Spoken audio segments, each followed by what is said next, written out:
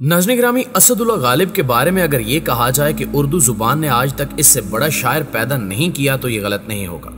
लेकिन उर्दू का ये अजीम शायर दिल्ली के कूचा बिल्ली मारा में किराए के मकान में रहता था। शायर बेइंतहा बड़ा था लेकिन आमदनी सिफर थी। तमाम तर गुजर बसर इमदाद और कर्ज पर थी। आखिरी मुगल बादशाह बहादुर शाह जफर थोड़ी बहुत मदद कर देता था। वो और इसकी सरकार न रही तो ये जिम्मेदारी मुख्तलिफ नवाबों, महाजनों और दोस्तों ने उठा ली। वो सब मिलकर 200-400 रुपए भिजवा देते थे और इससे गालिब विलायती शराब और कबाब का बंदोबस्त कर लिया करता था। मिजाज का बादशाह था, लिहाजा इखराजात शाही थे। लिबास शानदार पहनता था, दस्तरखान वसी था और शराब और जुए का रसिया भी था। चुनांचे पूरी जिंदगी कसम पुरसी में गुजरी।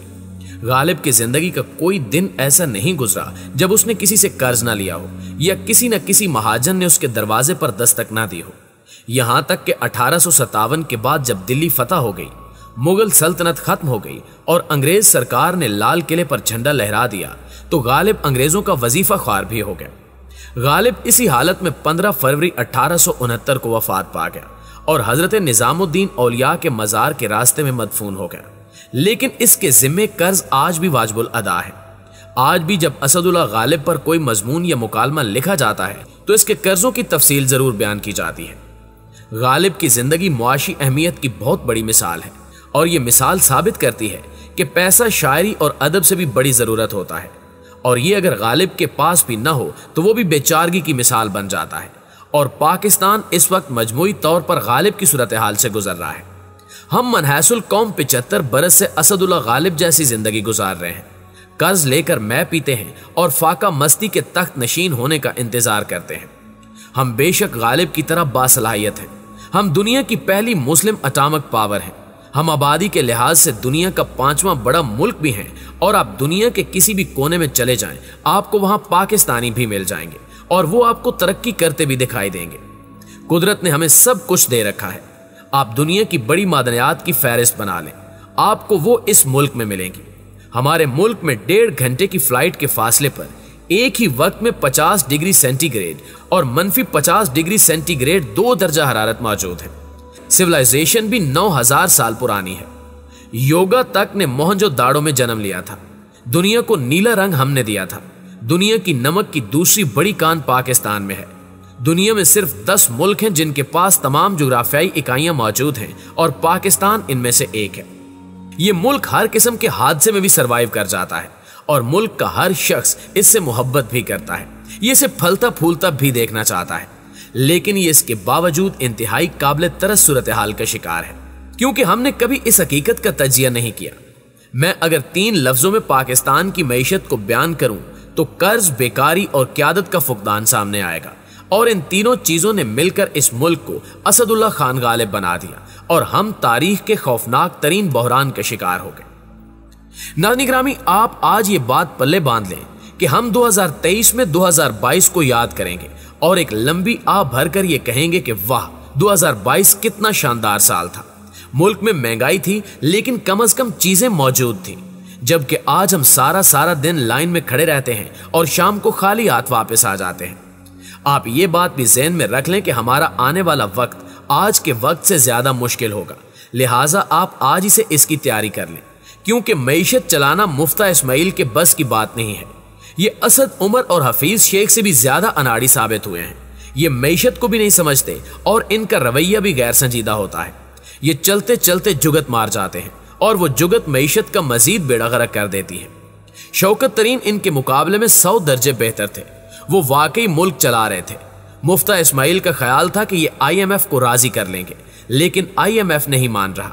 ये समझते थे ये डॉलर और स्टॉक एक्सचेंज को कंट्रोल कर लेंगे, लेकिन ये अंदाजा भी लॉलीपॉप साबित हुआ। डॉलर आउट ऑफ कंट्रोल हो गया और स्टॉक एक्सचेंज ने पस्ती में छलांग लगा दी।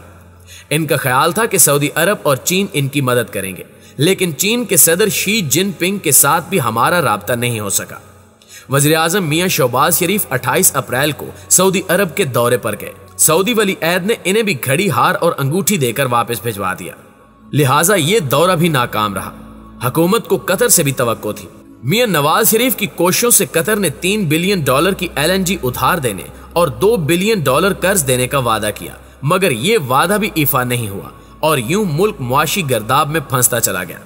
चुनाचे दुनिया में अगर फौरी तौर पर पेट्रोल सस्ता नहीं होता, पाकिस्तान के IMF के साथ मुज़ाकरात कामयाब नहीं होते और अगर चीन, कतर और सऊदी अरब हमारी मदद नहीं करते तो हुकूमत 2 महीनों में नया बजट पेश करने पर मजबूर हो जाएगी और पेट्रोल 300 रुपए लीटर, डॉलर 250 रुपए और स्टॉक एक्सचेंज 20,000 पॉइंट्स पर आ जाएगी और वजीर खजाना भी तब्दील हो जाएगा और महंगाई का सुनामी भी आ जाएगा और हुकूमत इससे निकलने के लिए बिजनेसमैनों, सनतकारों और सरमायाकारों को मजीद टाइट भी कर देगी। ये पहले ही तंग है, ये काम छोड़ देंगे और यूं महंगाई के बाद बेरोजगारी का अजदहा भी गलियों में आ जाएगा। मैं आपको डरा नहीं रहा, मैं आपको सिर्फ आने वाले दिनों के बारे में मुतला कर रहा हूं। प्यारे साथियों, हम इस सूरत हाल से कैसे निकल सकते हैं, ये सवाल अब बहुत अहम होता जा रहा है। आप सरदस्त हुकूमत को साइड पर रखें और अपनी अपनी जिंदगियों को इनफरादी सतह पर रीशेप करना शुरू कर दें। पहली बात ये याद रखें कि मईशत बचत और गुजारे का नाम नहीं होता, ये आमदनी यानी अर्निंग का नाम है।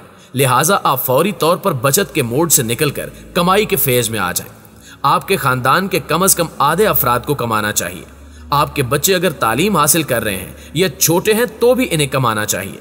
ये फालतू वक्त में कोई ना कोई स्किल सीखें और चंद हजार रुपए ही सही लेकिन कुछ ना कुछ जरूर कमाएं। आप खुद भी वक्त जाया करने की बजाय अपनी आमदनी में इजाफे का बंदोबस्त करें। दूसरा, आप बिला वजह सरमायाकारी बंद कर दें।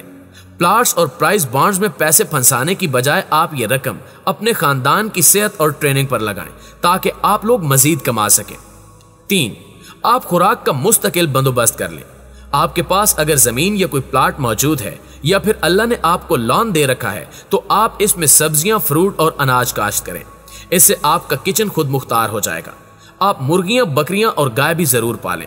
आप अगर ये काम अकेले नहीं कर सकते तो 3-4 हमसाए मिलकर कर लें। इससे आपका मुआशी बोझ कम हो जाएगा। 4 गाड़ियां बिला वजह चलाना बंद कर दें। अल्लाह ने आपको बहुत कुछ दिया होगा।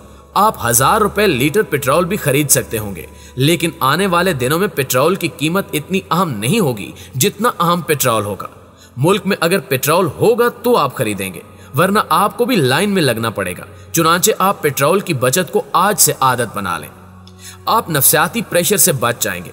बिजली और पानी की बचत भी शुरू कर दें। हम 20 साल पहले तक एसी के बगैर ठीक ठाक जिंदगी गुजार रहे थे, आज ऐसा क्यों मुमकिन नहीं है? बिजली की कीमत अनकरीब 40 रुपए यूनिट तक पहुंच जाएगी।